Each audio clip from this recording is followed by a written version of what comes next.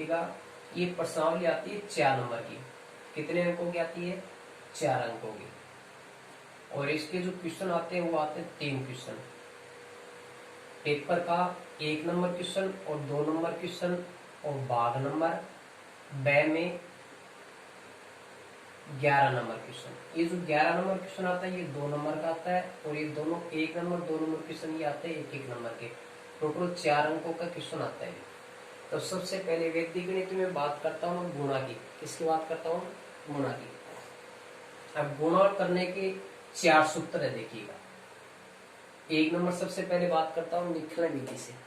कौन सी विधि से? निखिलम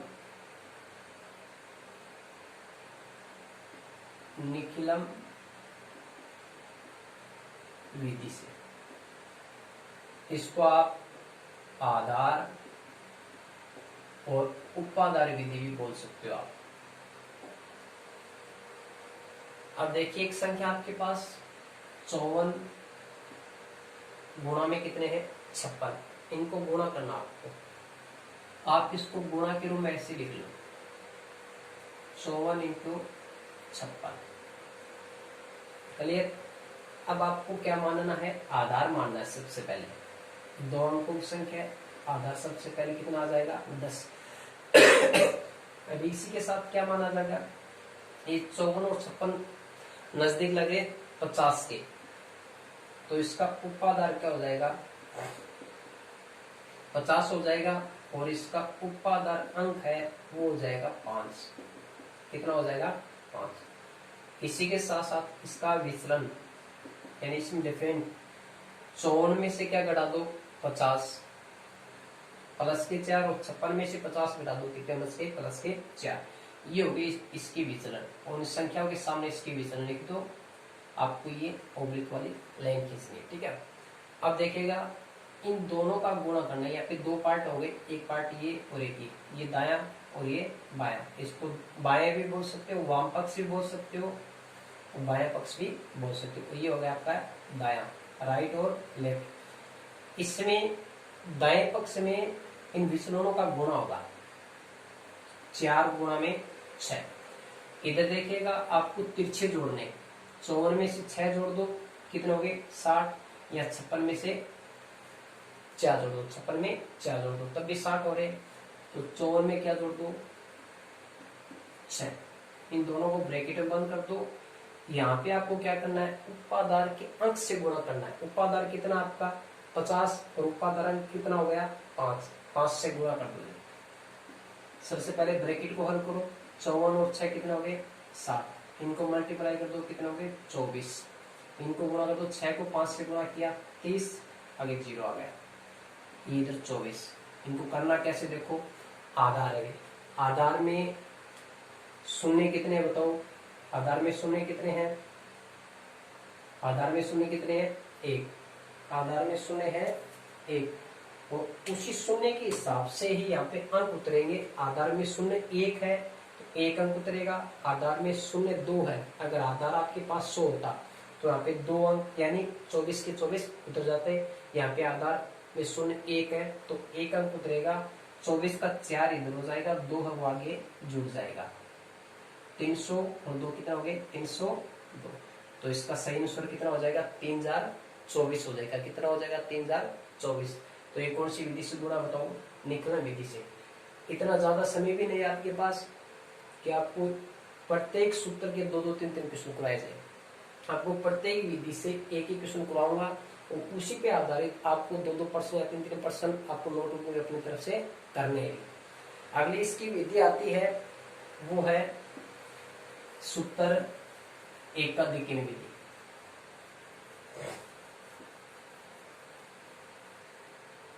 दूसरी विधि है इसकी एकाधिकन पूर्वेण। कौन सी विधि है? एकाधिकन पूर्वेण। जैसे आपके पास एक संख्या है 182 इंटू में 118, कितने हो गए? 182 इंटू में 118, 18। इनको क्या करना, आपको एकाधिकन पूर्वेण विधि से गुणा करना है। अब देखिए एकाधिकन पूर्वेण विधि में मतलब आपको एक अधिक कौन से अंक में करना है। अब देखिए इसका इकाई अंक और इसका इकाई अंक एक जैसा है क्या, नहीं है। यानी आपको एक अधिक उसी में करना है जिस अंक में या फिर जो भी अंक एक जैसा मिले, चाहे इकाई वाला, दाई वाला और सैकड़े वाला। ज्यादातर आपको 3 अंकों की अगर संख्या मिलेगी तो आपको सैकड़े वाली संख्या में भी क्या करना आता है, एक अधिक करना। तो बाकी दो अंक, इसके दो पार्ट हो जाते हैं, एक तो दाएं पक्ष और एक वाम पक्ष। दाएं पक्ष इधर देखिएगा, ये 82 है और ये कितने हैं, 18। इसका इकाई अंक 2 और इसका 8 है, इसका 8 है और इसका 1। एक जैसे अंक नहीं, इसकी जो सैकड़ा का जो अंक है 1 और 1, ये एक जैसा। इसी में क्या होगा, एक अधिक होगा।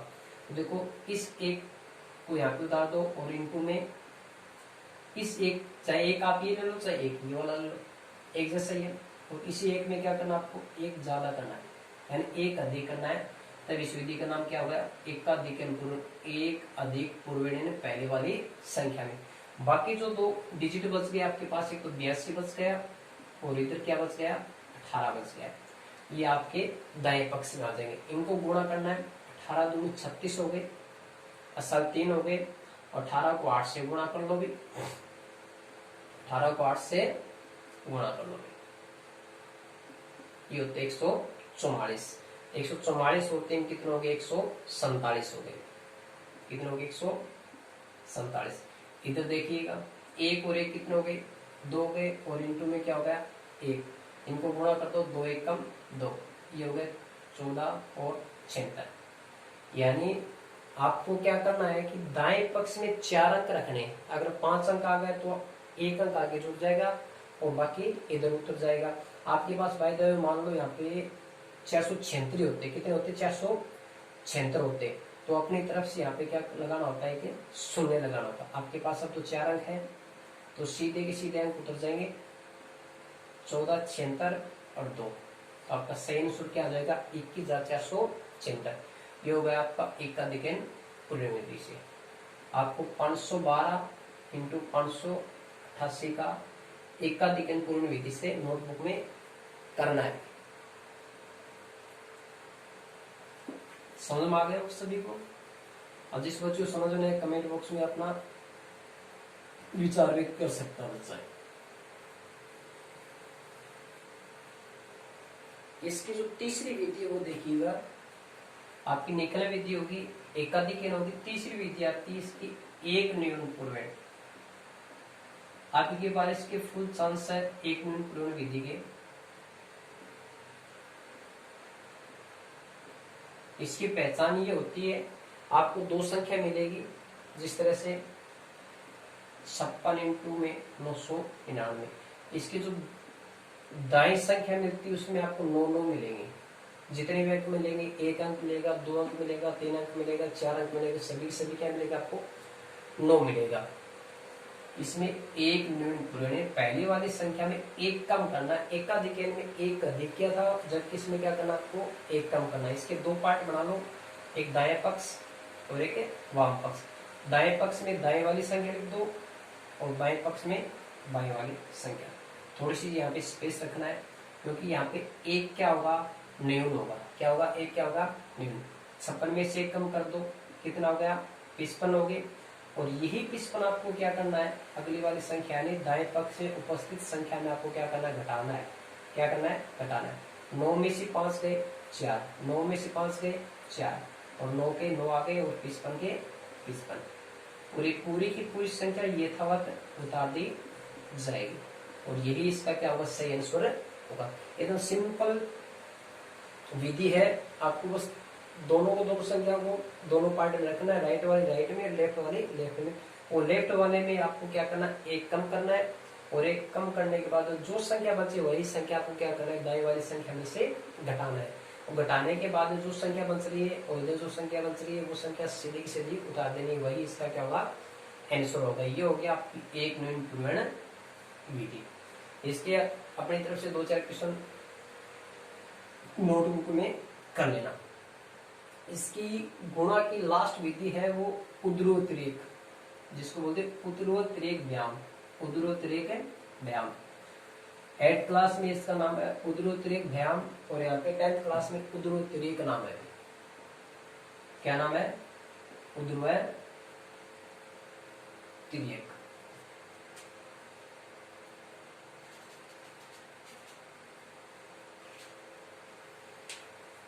अब देखिए उदरो से नाम पड़ता है खड़ी रेखा, बोल दो खड़ी, यानी खड़ी रेखा, यानी उसको क्या बोलते हैं? जैसे खड़ी मीनार, उसको क्या बोलते हैं? ऊर्ध्वाधर मीनार बोलते हैं। तिर्यक का मतलब हो गया तिरछी। क्या हो गया? तिरछी, यानी इसमें खड़े गुणा करना है और तिरछे गुणा करना है। इसी कारण इसका नाम क्या पड़ा है? उदरोत्रेक नाम पड़ा है। जैसे आपके पास एक संख्या है 154 इंटू में 204 को गुणा करना। आपको क्या करना है? 154 इंटू में 204 को गुणा करना है। 3 अंकों की संख्या है। कितने अंकों की संख्या है? 3 अंकों की संख्या। 3 का आप डबल कर दो, कितना हो गया? 6 हो गए, और 6 का एक कम कर दो, 5 हो गए। आपको 5 पार्ट्स बनाने हैं। कितने पार्ट्स बनाने हैं? 5। 1 2 3 4 और 5। अब देखिएगा, आपको इस संख्या को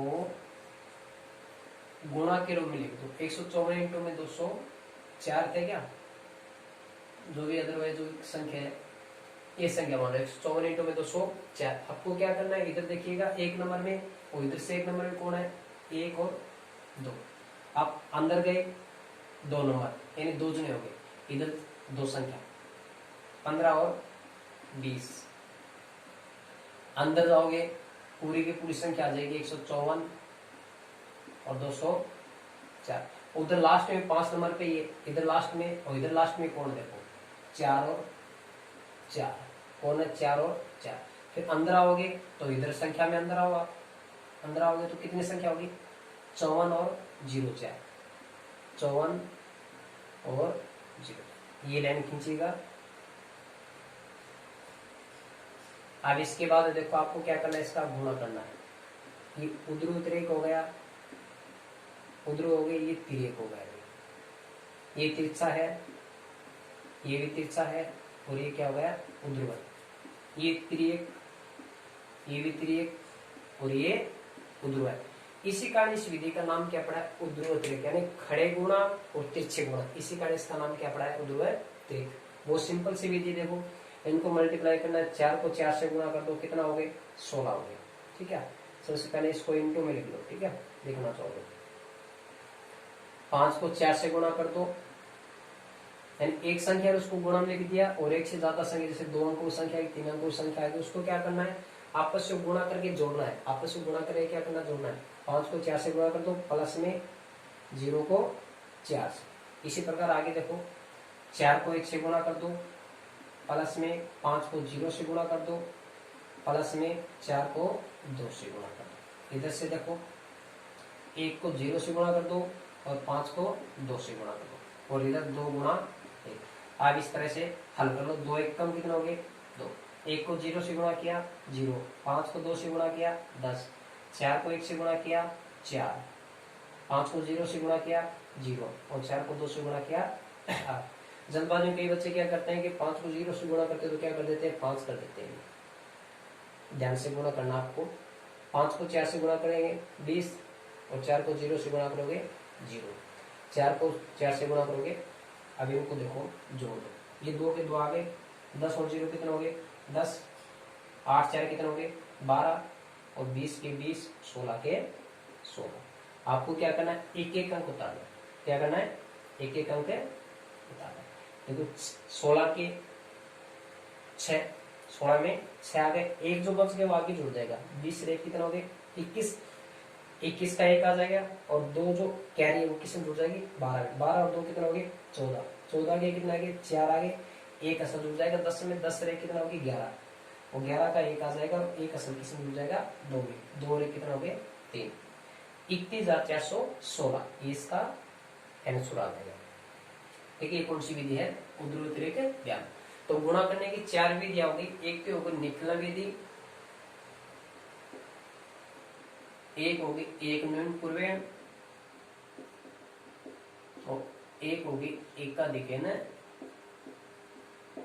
पूर्वेण, और चौथी होगी आपकी उध्रुव तिर्यक। ये 4 विधि है, गुणा की 4 विधि। ठीक है। अब इसके बाद में बात करते हैं भाग की। किसकी बात करते हैं? भाग की। अब भाग की कितनी विधियां है वो देखो।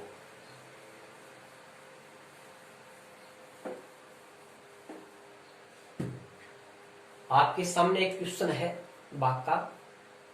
सबसे पहले करता हूं मैं निखलन विधि से।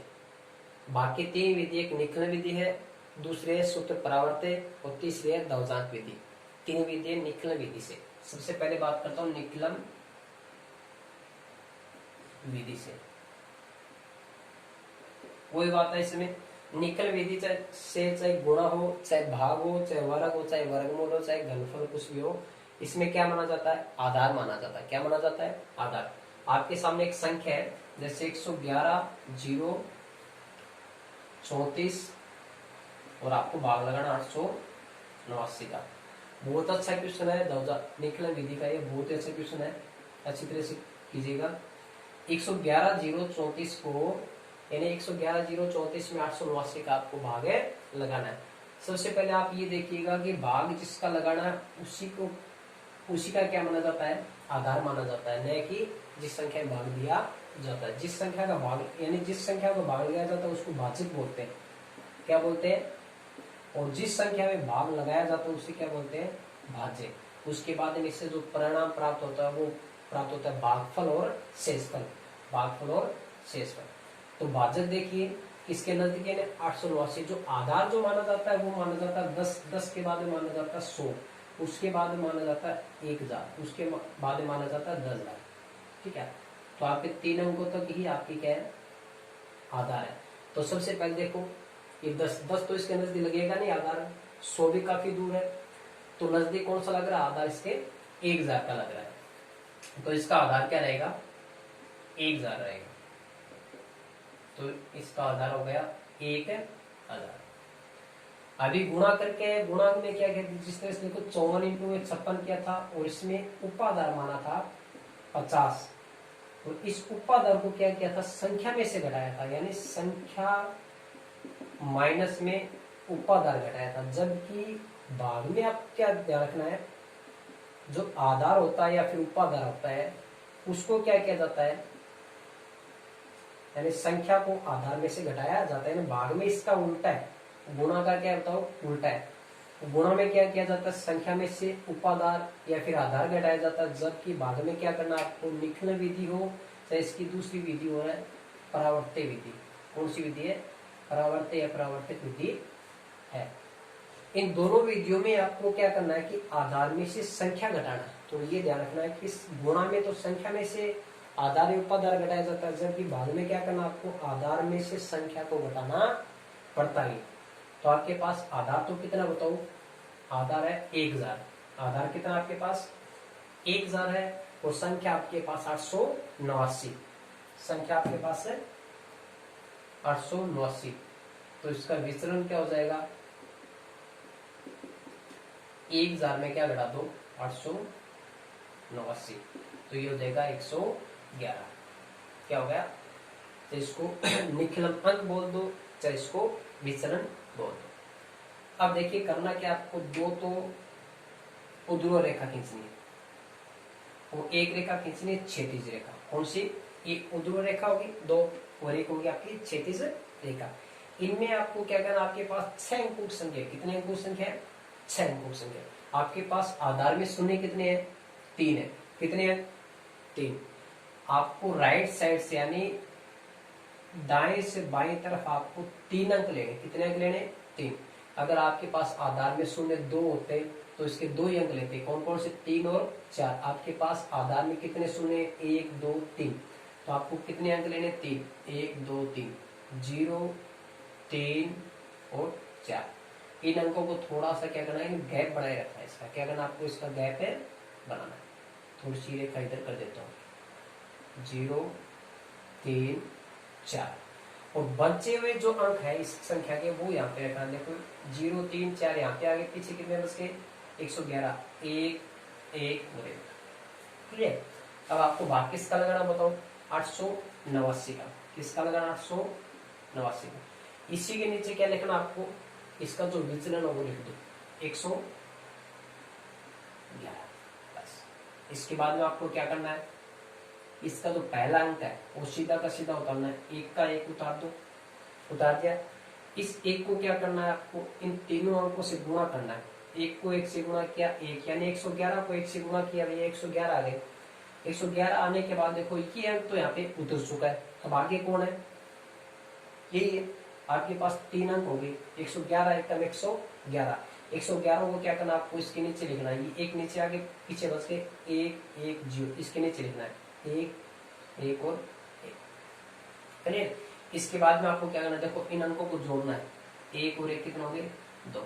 अभी इन अंकों को नहीं जोड़ना, बस एक समय में एक ही अंक जोड़ना है बस। ये अगले स्टेप में आएगा। अब देखो 1 रे कितना हो गया, 2। जिस तरह से 1 को नीचे उतार दिया था, क्योंकि 1 के नीचे कुछ नहीं था जोड़ने के लिए, मान लो यहाँ पे 0 था। 1 में 0 जोड़ोगे क्या आएगा, 1 आएगा। इस 1 को 111 से गुणा किया, 111 आ गया, 111 यहाँ पे लिख दिया गया। अब 1 रे कितना हो गए, 2 हो गए। इस 2 को क्या करना है, 111 से गुणा करना है। 111 को 2 से गुणा करो कितना आएगा, 222। 1 रे 2, ये तो इधर आ गए। आगे कौन बचा, ये वाली संख्या। तो 222 है वो इधर आएगा। 2 इसके नीचे, 2 इसके नीचे और 2 इसके नीचे। जिस प्रकार से 1 1 को जोड़ा था उसी प्रकार से इसको जोड़ दो। 1 1 2 2 2 कितने हो गए, 4 हो गए। इस 4 को क्या करना आपको, 111 से वापस वही रिपीट करना आपको। पहले इसको गुणा किया, फिर 2 से गुणा किया, फिर इनको जोड़कर 4 से गुणा करना। 111 को 4 से गुणा करो 444, तो 444 कहाँ पे आ जाएगा, 4 तो इसके नीचे, 4 इसके नीचे और 4 इसके नीचे। इन सभी को क्या कर दो, जोड़ दो। 4 और 4 कितना हो गए, 8 हो गए। 4 2 6, 6 3 कितना हो गए, 9 हो गए। 4 2 4 1 7। तो यहाँ पे जो बीच वाले मध्य पार्ट में जो बचता है वो तो होता है इसका भागफल। क्या होता है, मध्य भाग में होता है वो होता है भागफल, और ये दाएं भाग नीचे बचता है वो होता है शेषफल। क्या होता है, शेष। क्लियर। तो ये आपका भागफल हो जाएगा और ये क्या हो जाएगा, शेषफल। आपको इसी विधि से और इसी तरह से करना। निकलन विधि से आपको भाग आ जाए, क्वेश्चन आ जाए, निकलन विधि से आपको गुणा करना है, तो आपको इस संख्या को देखते हुए आधार मानना है, और आधार मानने के बाद में इस आधार में से संख्या को घटाना है, वही उसका क्या हो जाएगा, विचलन हो जाएगा। और उस विचलन को आपको क्या करना है, जिस संख्या का भाग लग रहा है उस संख्या के नीचे लिखना है। अब देखिए ये संख्या और इन संख्या को जोड़ोगे तो कितना आएगा, 1 जरा आएगा। 9 और 1 10, 8 है 9 और 1 10, 8 है 9 और 1 10। टोटल इसका योग फिर कितना आएगा, आधार के बराबर हो जाएगा। तो ये है आपकी निकलन विधि से भाग। निकलन विधि से क्या भी भाग। अब इसके बाद में बात करते हैं सूत्र परावर्त्य विधि से भाग। सूत्र परावर्त्य विधि से, कौन सी विधि से, सूत्र परावर्त्य विधि से, वो भी इसी तरह की है। देखिएगा किसको लेके आ रहा हूं। जैसे आपके सामने एक संख्या है सूत्र परावर्त्य विधि से 133 85 में आपको भाग लगाना है 131 का। किसका लगाना है, 131 का भाग लगाना है। किसका लगाना है, 131 का। अब देखिए वही विधि है निकलन विधि से परावर्त्य विधि, दोनों की दोनों विधि, दोनों का क्रम एक जैसा ही है, दोनों का पैटर्न एक जैसा है। इस विधि का नाम होगा परावर्तक या फिर युज्य परावर्तक बोल सकते हो आप। 131 है, 3 अंकों की संख्या है। आप जानते हो इसका आधार क्या रहेगा, 10 तो रहेगा नहीं। 10 के बाद 100 आता है और 1000 काफी दूर है, 10 भी काफी दूर है, तो इसका आधार क्या रहेगा, 100 रहेगा। क्या रहेगा, 100 रहेगा। अब इसका विचलन, विचलन क्या हो जाएगा, अभी बताया था आपको, आधार में से संख्या को घटाना है। आधार में से संख्या को, यानी 100 में से 131 घटा दो, कितना हो जाएगा, माइनस का 31 बचेगा। और माइनस का जो 31 बचता है इसमें आप क्या लिखना, आपको देखो इसको बोला जाता है परावर्तक अंक। क्या बोला जाता है, परावर्तक अंक। इन दोनों संख्या से पहले माइनस लगा दो, 3 से पहले इन यानी 31 को अलग अलग लिखना है, -3 और -1। निकलन विधि से भाग किया था, उसी तरीके से इसके पैटर्न बनाने हैं। दो ऊर्ध्वाधर रेखा खींचनी है और एक क्षैतिज रेखा खींचनी है। इसमें उतने ही अंक आएंगे जितने आधार में शून्य है। आधार में शून्य कितने? 2। तो इसमें 2 अंक नहीं 85 वाला है, ये तो इधर आ जाएगा। बाकी जो बंश के 133 वो किधर आ जाएगा? इधर। सेम विधि निकलन विधि से सेम।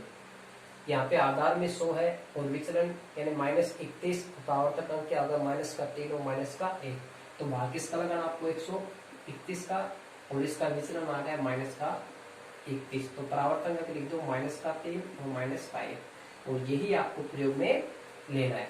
वही विधि है सेम टू सेम, वैसे का वैसा करना आपको। निकलन विधि में हमने क्या किया था, ये पहला अंक यहाँ पे उतार लिया था और वही अंक आपको सीधा सीधा यहाँ पे उतारना। 1 का 1 उतार दो, सेम टू सेम वैसे गुणा करना।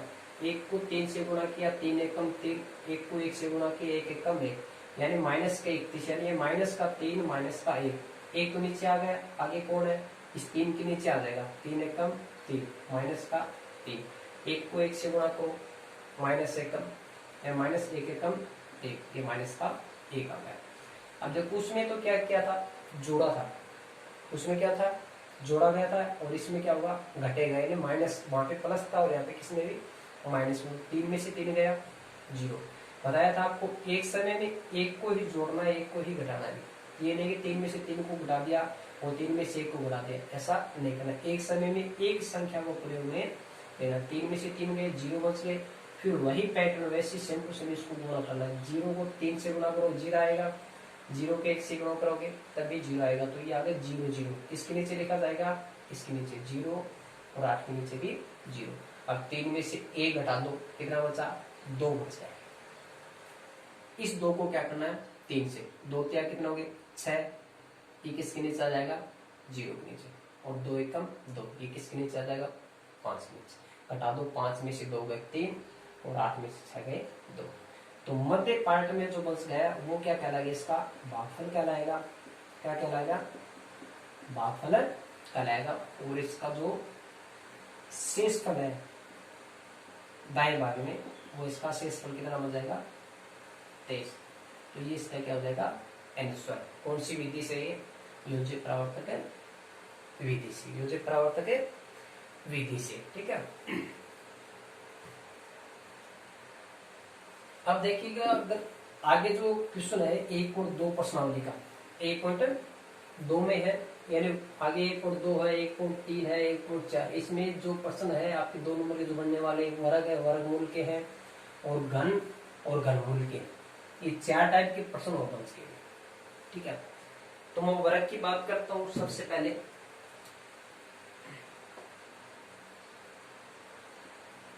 वर्ग, इन्हें वर्ग ज्ञात करने की भी विधि भी 4-5 टाइप की। देखो सबसे पहले बात करता हूं मैं यावदुनम तावदुनम। कौन सी विधि? यावदुनम तावदुनम। इस विधि का एक नाम हो रहा है निखलन विधि बोलते हैं। कौन सी विधि बोलते हैं? निखलन विधि। और निखलन विधि आप जानते हो, आधार उपाधार विधि भी इसको बोलते हैं। तो यावदुनम तावदुनम, और दूसरा नाम इसका निकलन विधि।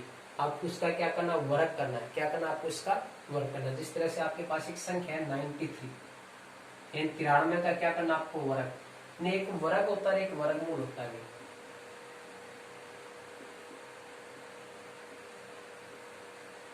वर्ग होता है किसी संख्या का स्क्वायर होता है, किसी संख्या स्क्वायर होता है, जबकि वर्गमूल क्या होता है? किसी संख्या का रूट होता है, ठीक है। यानी एक दूसरे के उल्टे होते हैं। जिस तरह से ये 5 का स्क्वायर कितना होता है? 25, और 25 का जो वर्गमूल होता है वही क्या होता है? इसका 5 होता है, ठीक है। तो इस संख्या में क्या होता है? इसका जोड़ा बढ़ता है। जिस तरह से 5 × 5, ये इसका क्या होता है? वर्गमूल, और ये इसका वर्ग हो जाएगा।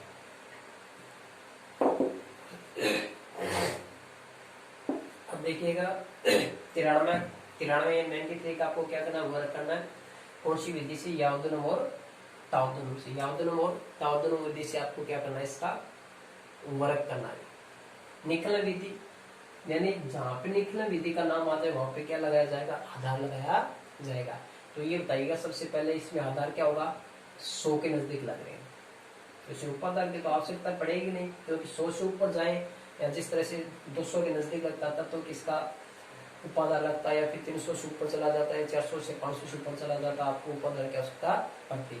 तो ये किसमें कंप्लीट हो जाएगा, आधार में कंप्लीट हो जाएगा। तो इसका आधार क्या होगा, 100 का आधार क्या हो जाएगा इसका 100, और इसका विचलन क्या होगा, मतलब आधार इसका 100 गया और इसका विचलन 93, और यहाँ पे क्या भी 100। आपको बताया था भाग में क्या करना है, बस आपको आधार में से संख्या को घटाना है, बस आधार में से संख्या को घटाना, और बाकी गुणा की विधि है, वर्ग की है, घनफल की है या घनमूल की है, किसी की जो भी विधि आए निकलन विधि में भाग को छोड़ करके, चाहे वो गुणा का हो, चाहे किसी संख्या का स्क्वायर हो, या उसका वर्गमूल हो, किसी संख्या का घनफल हो या उसका घनमूल हो, इन पांचों क्वेश्चन में उसमें आपको क्या करना है, संख्या में से आधार घटाना है। बस भाग में आपको क्या करना है, भाग में आपको आधार में से संख्या को घटाना है, इतना ध्यान रखना है। भाग में आपको क्या करना है, आधार में से संख्या को घटाना, और बाकियों में क्या, संख्या में से आधार ही घटेगा, संख्या में से क्या घटेगा, आधार घटेगा। तो देखो संख्या आपके पास 93 है और आधार कितना आपके पास 100, तो 93 में 100 घटा दो, कितना बच गया, कितना जी 7 बच गए, कितना बच गए 7 बच गए। अब यहाँ पे 7 न बच गए, क्या बचेगा 0.7, और किसका बचेगा माइनस का, क्योंकि हमने 93 में 100 घटाए है, न कि 100 में से 93। अगर 100 में से 93 घटाते तो क्या बचता, अभी प्लस का 0.7 बचता, और 93 में 100 घटा दिए तो किसका बचेगा, माइनस का 0.7। कई बच्चे सोच रहे होंगे सर जी 93 में 100 घटा रहे तो 7 ही बच जाएंगे, यहाँ पे 0 लगाने की क्या जरूरत है, जरूरत है भी, क्यों जरूरत है, यहाँ पे आधार में जितने शून्य होते हैं उतने अंकों के बराबर यहाँ पे संख्या बचनी चाहिए, यानी उतने अंकों के अंक बचने चाहिए। यहाँ पे देखो डिजिट कितने हैं, शून्य कितने, यहाँ पे 2, तो यहाँ पर भी अंक कितने होने चाहिए, 2 होने चाहिए। यहाँ पर अगर 7 लिखोगे तो यहाँ पे आपके पास अंक 1 हुआ, तो अपनी तरफ से यहाँ पे क्या लगाना पड़ेगा 0। और वैसे ही देखो 100 में से अगर आप घटाते हो, सही आंसर इसका क्या आएगा, 0 में से 3, यानी 10 में से 3 गए, कितने बचे 7 बचे, इधर 9 बचा, और 9 में से 9 गए 0। तो वास्तविक तो ये इसका आंसर 0.7 होगा, न कि 7। अब देखो विचलन हो गया, आधार और विचलन। अब आपको क्या करना है, ये विधि कौन सी है, वर्ग की यावदूनम और तावदूनम है। सीधा सा है, संख्या प्लस में 2 गुणा विचलन और विचलन का स्क्वायर। सूत्र ये संख्या प्लस 2 गुणा विचलन और विचलन का स्क्वायर। तो संख्या आपके पास क्या है 93 प्लस 2 गुणा विचलन कितना आपके पास 0.7, और यहाँ पे विचलन का क्या करना आपको स्क्वायर करना है, विचलन का क्या करना आपको स्क्वायर।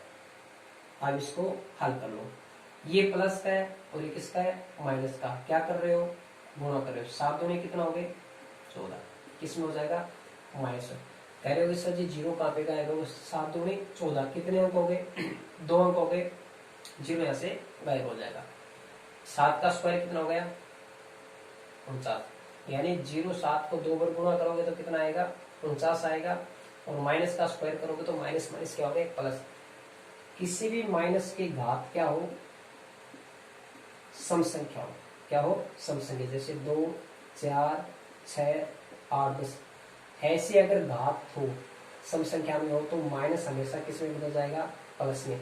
अगर वो किस में हो विषम संख्या में हो, घात किस में हो विषम में हो, 1 3 5 7 9, अगर किसी संख्या की घात किस में हो विषम में हो, अगर संख्या किस में हो सबसे पहले माइनस हो, प्लस होता तब तो उसको फर्क नहीं पड़ना, वो तो प्लस में ही रहना हमेशा, चाहे घात हो सम में हो चाहे विषम में हो।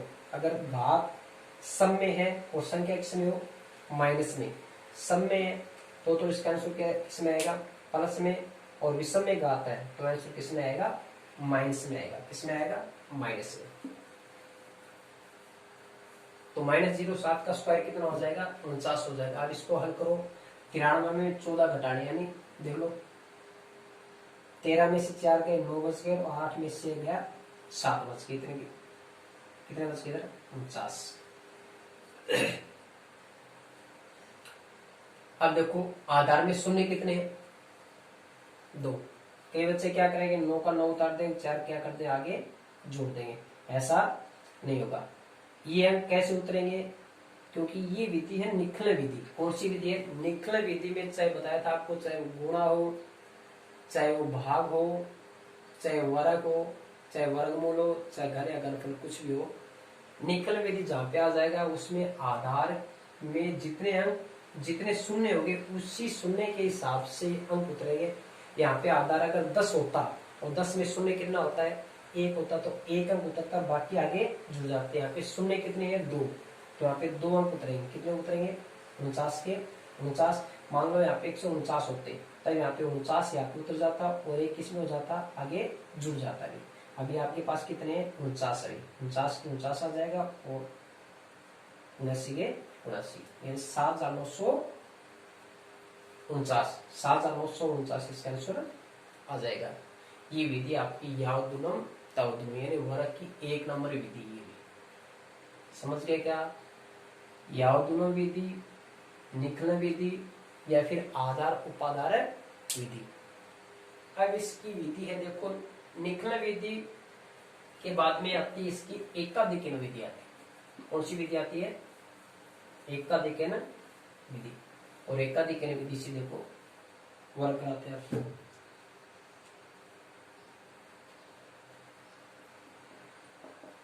एकाधिकरण विधि से, एकाधिकरण विधि से आपका एक क्वेश्चन है देखो, 45 का आपको वर्ग करना है। 45 से क्या करना, आपको वर्ग करना है। एकदम सिंपल सी विधि है, ज्यादा हार्ड नहीं। यहाँ पे आपको क्या रखना है ध्यान, इकाई का और दहाई का, इतना याद रखना। एकाधिकरण पूर्ण, एकाधिकरण विधि बोल दो या एकाधिकरण पूर्ण बोल दो, चाहे एकाधिकरण विधि से आपको क्या करना, आपको वर्ग करना है। और इस वर्ग में देखो आपको 2 ही अंकों को याद रखना बस, इकाई और दहाई। और दूसरी बात ये, एकाधिकरण पूर्ण विधि में अगर आपका वर्ग आ गया तो आपको इकाई का क्या मिलेगा, 5 जरूर मिलेगा, ये ध्यान रखना। एकाधिकरण विधि से अगर आपको वर्ग करना है तो इसका इकाई का क्या मिलेगा, डेफिनेटली 5 जरूर मिलेगा। अब देखिएगा आपको 2 पार्ट बनाने, इसके 2 पोर्शन बनाने। इकाई का कितना है, 5, और इसका आपको क्या करना है, स्क्वायर करना है। क्या करना है आपको, स्क्वायर। आपके पास दहाई का कितना है, 4, ठीक है। तो एकाधिकरण पूर्ण हो गया, तो एकाधिकरण पूर्ण यानी इकाई का तो आपके पास यहाँ पे आ गया, बचा कौन सा, दहाई अंक। कौन सा बचा, दहाई अंक में क्या होगा, 1 अधिक होगा। क्या होगा, यानी 1 अधिक होगा, ठीक है। तो दहाई अंक 4 हो गया, वो 4 का 1 अधिक कर दो, 4 और 1 कितना हो गए, 5 हो गए। इनको गुणा कर दो, ये 20 हो गया और 5 का स्क्वायर कितना हो गया, 25। और ये सीधी की सीधी संख्या ये था तो उतार दी जाएगी, 20 और 25, 20 और 25 हो जाएगा, ठीक है। तो इसमें देखो एकाधिकरण पूर्ण विधि में आधार माना क्या, आधार था क्या, आधार नहीं था, तो उसमें अंक जितने हैं सीधे के सीधे उतरते हैं। चाहे यहाँ पे अंक 3 अंक हो, चाहे 4 अंक हो, 5 अंक हो, सीधे के सीधे उतरेंगे एकाधिकरण पूर्ण विधि में, ठीक है। इसके हिसाब से आप कर लेना, चाहे 55 का वर्ग कर लेना, 65 का कर लेना, 35 का कर लेना और 25 का अपने नोटबुक में कर लेना। इसके बाद जो अगली विधि आती वो देखो, साथ साथ नोट करते जाना कि कौन कौन सी विधि, यानी वर्ग की कौन कौन सी विधि है, गुणा की कौन कौन सी विधि है और बाकी कौन कौन सी विधि है। जब तक आपको स्टेप बाय स्टेप अंगुलियों पे याद रहेगी कि बाकी इतनी विधि है, गुणा की इतनी विधि है, वर्ग की इतनी विधि है, वर्गमूल की इतनी विधि है, तो अच्छी तरह से याद रहेगा। और एक ही संख्या को लेकर के आप अनुसूट कर सकते हो, एक ही संख्या को लेकर के आप क्वेश्चन निकाल सकते हो, ठीक है। जैसे वर्ग कर दिया इसका 45 का, क्या कर दिया अपना यावदुनो विधि से कर दिया, एकाधिकरण विधि से कर दिया, संकलन विकलन से कर दिया, द्वंद्व विधि से कर दिया। और द्वंद्व विधि में अब देखो इसके बाद में 2 नंबर पे 1 नंबर आपको यावदुनो तावदुनो करा दिया, एकाधिकरण करा दिया। तीसरी विधि आती है उपसूत्र अनुरूपेण। उपसूत्र अनुरूपेण, उपसूत्र अनुरूपेण। ये विधि वर्ग की भी है और घनफल की।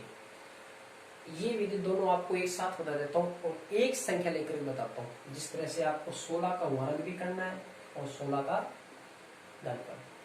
क्योंकि ये विधि दोनों एक साथ क्यों बता रहा हूं मैं, क्योंकि घनफल करते वक्त और वर्ग करते वक्त दोनों की विधि एक जैसी लगती है और डाउट ये रहता है कि ये पैटर्न तो उसमें था और ये पैटर्न उसमें था।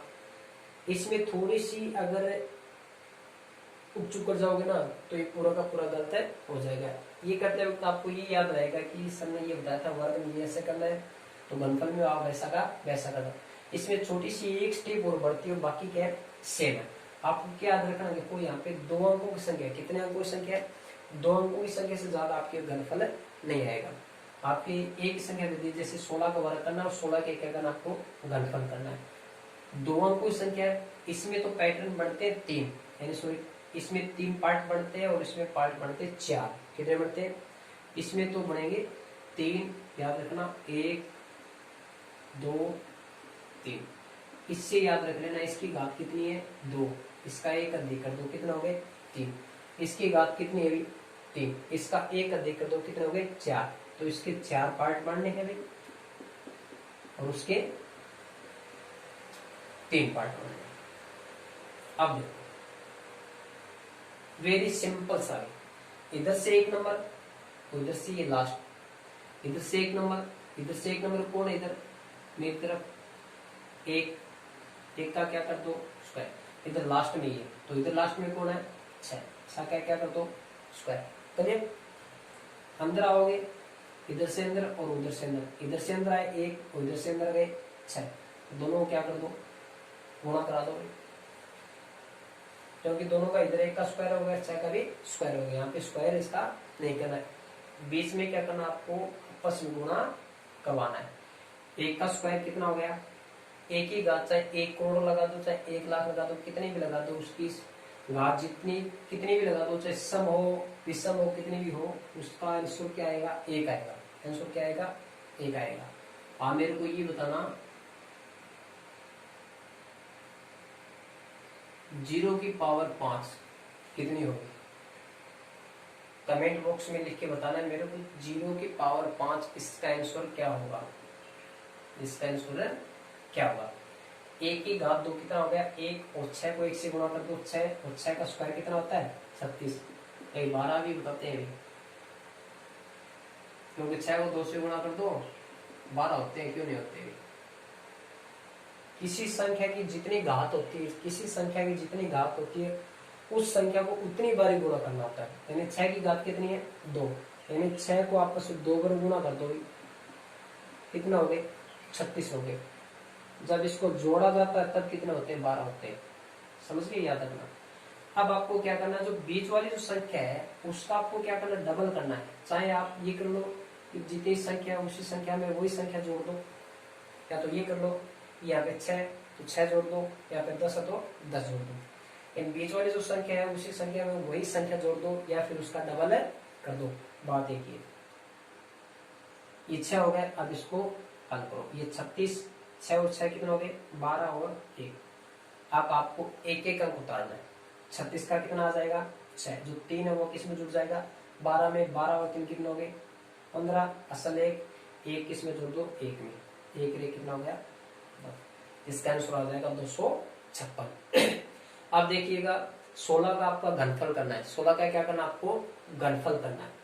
इसमें 3 पार्ट बनते हैं, जब किसमें कितने पार्ट बनते हैं 4, याद रखना। वही सेम टू सेम पैटर्न है, इधर 1 नंबर में इधर 1 नंबर में कौन है 1 है, वहां पे स्क्वायर था और यहाँ पे क्या लगेगा बताओ घनफल लगेगा। इधर लास्ट में और इधर लास्ट में कौन है 6 की घात 3। अब इधर से देखो आप अंदर जाओ और अंदर जैसे जाओगे घात एक कम कर दो। जिस तरह से देखो 1 की घात कितनी थी 2 और यहाँ पे 1 की घात कितनी है 1 घात कम हो गई। इधर 6 की घात कितनी है 2, अंदर आए तो 6 की घात कितनी आ गई 1, तो 6 की घात 1 करोगे 6 आना है और 1 की घात 1 करोगे 1 आना है। तो इधर देखो 1 की घात 3 है तो इधर 1 घात क्या कर दो कम कर दो, कर दिया। अंदर गए आप, देन ए की घात 3, ए की घात 2, ए की गुणा में कौन है 6 कर दो, इधर 6 की घात कितनी है 3, अंदर आओगे तो इसकी घात क्या कर दो कम कर दो, तो 6 के गुणा में कौन आई, अब इसको हल कर दो, ए की घात 3 कितना आएगा 1, ए की घात 2 1, और 6 को 1 से गुणा के 6 कम, 6 की घात 2 कितना हो गया 36, और 36 से कम 36, 6 की क्यूब करोगे तो कितना आएगा 216 आएगा, कितना आएगा 216। अब वही सिस्टम इसमें देखो, इस संख्या में वही संख्या जोड़ दी, वो कितने हो गए 12। जब इसमें क्या करना आपको, इसका डबल लिखना है, क्या करना आपको डबल, 6 का डबल 36 का डबल 72 हो गए। इसमें क्या किया था, वही संख्या इसमें जोड़ दी थी, कितना हो गया 12, या फिर ये भी लिख सकते हो आप डायरेक्ट यहाँ पे, 6 का डबल कितना हो गया 12, तो 36 के 6, 3 इसमें जुड़ जाते 15, और 1 इसमें जुड़ जाता 2। जबकि इसमें क्या करना है, इसका डबल करके आगे जोड़ना है, इसको क्या करना है, इसको जोड़ना है। ये 216 हो गए, 36 और 72 कितने हो गए 108, 12 और 6 कितने हो गए 18, और 1 एक अंक उतार दो, 6 के 6 आ गए 21, और 8 कितने हो गए 29, यानी 129 हो गए, 9 12 असल से जोड़ दो, 18 और 12 कितने हो गए 30, असल 3, और 3 को 1 में जोड़ दो, कितने हो गए 4। तो 16 का वर्ग तो कितना होता है 256, और इसका घनफल कितना होता है 4096 होता है, कितने होते हैं 4096। ये विधि कौन से आपकी उपसूत्र अनुरूपण से वर्ग भी बता दिया आपको, और घनफल भी आपको बता दिया गया, ठीक है। अब वर्ग की एक विधि संकलन विकलन विधि, कौन सी विधि रहेगी, संकलन विकलन विधि रहेगी, संकलन और विकलन विधि रहेगी, एक रहेगी आपकी द्वंद्व विधि। संकलन विकलन विधि से आप गुणा करना, जिस तरह से एक संख्या बता रहा हूं आपको संकलन विधि का, जैसे 23 से आपको वर्ग करना है, क्या करना है 23 का आपको क्या करना है वर्ग करना है, संकलन विकलन सूत्र से। सामान्यतः इसका नाम संकलन का मतलब जोड़ना, विकलन का मतलब होता है घटाना, यानी जोड़ना और घटाना, जोड़ बाकी यानी जोड़ घटाने के जो सूत्र लगता है वो संकलन विकलन कहलाता है। यानी इसमें एक संख्या जुड़ती है और एक संख्या क्या करती है घटती है, यानी इस विधि का एक नाम हो रहा है इष्ट पद्धति विधि, इष्ट संख्या पद्धति, इष्ट संख्या पद्धति। इसमें एक इष्ट अंक होता है, जिस तरह से विचलन होता है ना, उसी प्रकार इसमें क्या होता है इष्ट अंक होता है। और इष्ट अंक क्या होता है, जो दी गई संख्या होती है, जो इकाई का जो अंक होता है, इसी को क्या माना जाता है इष्ट अंक माना जाता है। और दूसरा तरीका ये, इसमें 23 से पहले 20 और 23 के बाद में 30 बढ़ने वाला दशांश, दशांश का मतलब दहाई, दशांश का मतलब होता है दहाई, जैसे 10 20 30 40 50 60 70 80 90, ये क्या कहलाते हैं दशांश कहलाते हैं। तो 20 और 30 इन दोनों के बीच में 23 आता है, तो 20 अगर 23 में से 20 घटाते तो 3 बचता है, और जबकि 30 में से 23 घटाते तो 7 बचता है, ठीक है। तो 23 में से 20 घटाओगे तो 3, तो क्या हो जाएगा इसका इष्ट अंक हो जाएगा, और जबकि 30 में से 23 घटाओगे तो इसका इष्ट अंक क्या हो जाएगा 7 हो जाएगा, क्या हो जाएगा 7 हो जाएगा। तो अब एक तरीका मान लो, बस इससे इकाई का अंक क्या मान लो भाई इष्ट अंक मान लो। सीधा सा क्या करना, सबसे पहले संकलन, सूत्र है संख्या प्लस इष्ट संख्या, संख्या माइनस इष्ट संख्या, और प्लस में इष्ट संख्या का स्क्वायर, वर्ग हो रहा है संख्या प्लस में इष्ट संख्या। तो संख्या आपके पास कितनी है 23, और इष्ट संख्या कितना हो गया, इष्ट अंक कितना हो गया इसका 3, यानी इकाई अंक को दी गई संख्या एक बार जोड़ दो, एक बार क्या कर दो घटा दो, प्लस और 3 का क्या कर दो स्क्वायर कर दो। 23 और 3 कितना होगा 26, और 23 में 3 घटा दो 20, और 3 का स्क्वायर 9।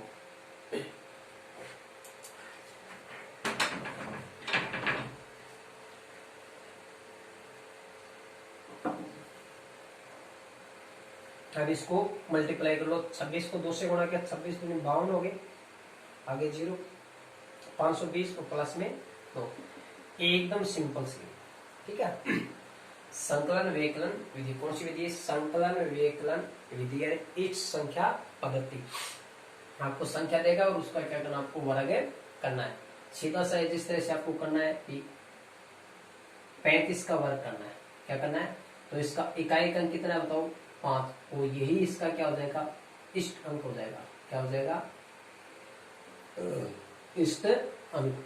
इसी को क्या करना, आपको 35 में 1 पर जोड़ना है और 1 पर घटाना है, और प्लस में उसी अंक का क्या करना, आपको स्क्वायर करना है। तो 1 पर जोड़ देना, 1 पर घटा देना, उन दोनों को क्या कर देना, गुणा करके इस संख्या को क्या करना, आपको जोड़ देना। कभी कभी यहाँ पे दिक्कत हो जाती है, कई बच्चे क्या करते हैं कि 26 के 26 आ गए और गुणा में, और 20 प्लस 9 कितने हो गए 29, और इसको गुणा कर देते हैं, वो क्या होता है? गलत। क्योंकि गणित में सबसे पहले भाग हल होता है, फिर गुणा का नंबर आता है, फिर प्लस माइनस में कौन सा भी हल कर सकते हो। तो देखो यहाँ पे प्लस है और गुणा, तो नंबर किसका आएगा सबसे पहले? गुणा, क्योंकि यहाँ भाग तो है ही नहीं, ये तो वैसे ही अलग हो गया, तो बचा कौन? गुणा और प्लस।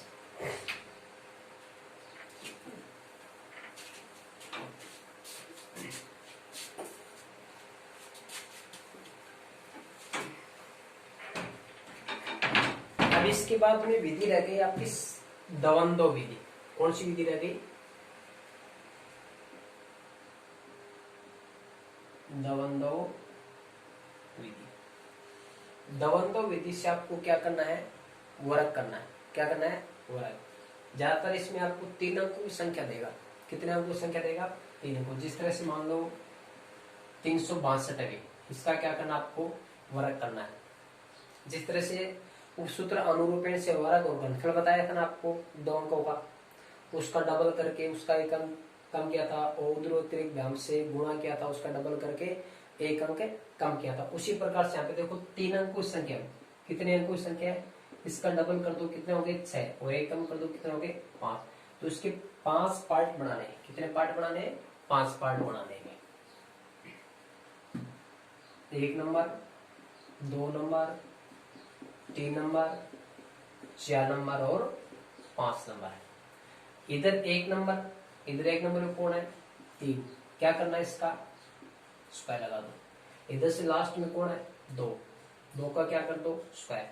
इधर से लेके चलो आप 2 का स्क्वायर कर दिया। अब आप अंदर जाओगे तो 2 अंक हो गए, 6 और 2, इनको क्या कर दो?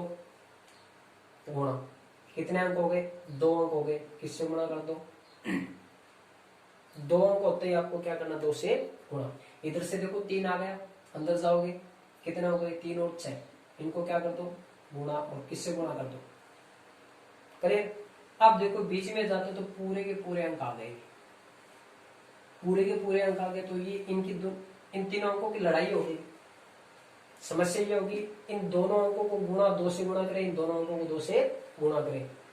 ये बीच वाला जो 6 है ना, इसकी भी साथ मिल गया और इसकी भी साथ है मिल गया, यानी ये शादी में चले गए। तीनों के तीनों शादी में चला गए। ये 3 के साथ भी खाना खा लिया और इस 2 के साथ भी खाना, बात तो बनी नहीं। क्लियर? यानी ये जो 6 है ये दोनों में कॉमन है, ठीक है। तो बच गए कौन? 3 और 2। बच गए कौन? 3 और 2। 362 है ना, 362 है। तो बाहर वाले जो व्यक्ति है ना, इन दोनों ने क्या कर लिया? साझा बना लिया। इन दोनों साइड में चले गए और इन दोनों ने क्या कहा? हम दोनों साथ रहेंगे, हम दोनों साथ रहेंगे।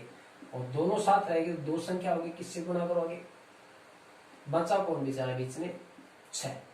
प्लस में रहना तो इन्हीं के साथ है, जुड़ेगा इन्हीं के साथ। बचा कौन बताओ? 6 बच गया। क्या चल रहा है बताओ? क्या चल रहा है? 6 बोला क्या मैं क्या से कम हो, एक तो किसी संख्या का गुणा करते हैं और एक किसी संख्या का स्क्वायर करता, बहुत फर्क पड़ता है। इनको गुणा करोगे तो कितना आएगा 12 और इसका स्क्वायर करोगे तो 36। बड़ा सियाना था। 6 क्या है बहुत चालाक है, इसने क्या किया अपने आप पे क्या लगा लिया स्क्वायर लगा लिया। ठीक है, अपने आप पे क्या लगा लिया स्क्वायर लगा लिया। अब इसको हल करो, 3 का स्क्वायर कितना हो गया 9, इनको गुणा कर दो, 2 3 6 हो गए, 6 6 36 हो गए। अब इसके बाद देखो 2 3 6 और 6 दूनी 12 और प्लस में 6 का स्क्वायर 36। अब आया वो पहाड़ के नीचे, अकेला था बड़ा चालाक था, 6 का स्क्वायर कितना आ गया 36, जबकि इनके कितना है, यानी इनके पास तो 12 रुपए हो, जबकि इसने क्या कर दिया स्क्वायर कर दिया, वो कितना हो गया 36 हो गए। इनको मल्टीप्लाई करो, 2 6 12 हो गए, 12 दूनी 24 हो गए और 2 का स्क्वायर कितना हो गया 4। अब इसको हल कर लो, ये 9 के 9 आ गए। ये आप लाइन खींचना चाहो तो लाइन खींच भी सकते हो। ये 36 के 36 है और 36 और 12 कितना हो गए 48 और एक 24 और ये 4। एक एक डिजिट उतार दो, 4 के 4 आ गए और 24 के 4 और 2 आगे जोड़ दो 50 हो गए। 50 का 0 और 5 किसी में ऐड कर दो, 36 और 5 कितने हो गए 41। 41 का 1 आ गया, 4 किसी में जोड़ दो, 9 4 कितने हो गए 13। एकदम सिंपल विधि ये है दो विधि से वर्ग। ठीक है, इसी पे आधारित आपको क्या करना है 152 का वर्ग करना है। इस पे आधारित क्या करना आपको इसका वर्ग करना है। इसके जो बच गए हैं, एक तो घनफल बच गए हैं, वर्गमूल बच गए हैं और घनमूल बच गए। ये आपको अगली क्लास में करवा दिया जाएगा। ठीक है, थैंक यू सो मच बच्चों। मैं उम्मीद करता हूँ कि आप घर पे बैठे अच्छी तरह से तैयारी करोगे और इस 20 दिन के अंतराल में जितना मैं जो पढ़ा रहा हूँ उससे दोगुना आप पढ़ोगे। ठीक है, और जो भी आपको क्वेश्चन नहीं आ रहा है कमेंट बॉक्स में आप लिख के भेज सकते हो, मेरे व्हाट्सएप नंबर पे भेज सकते हो। जिस बच्चे को अगर क्वेश्चन में प्रॉब्लम आ रही तो मेरे व्हाट्सएप नंबर पे आप सेंड कर सकते हो। तो थैंक यू सो मच, मिलता हूँ अगली वीडियो के साथ।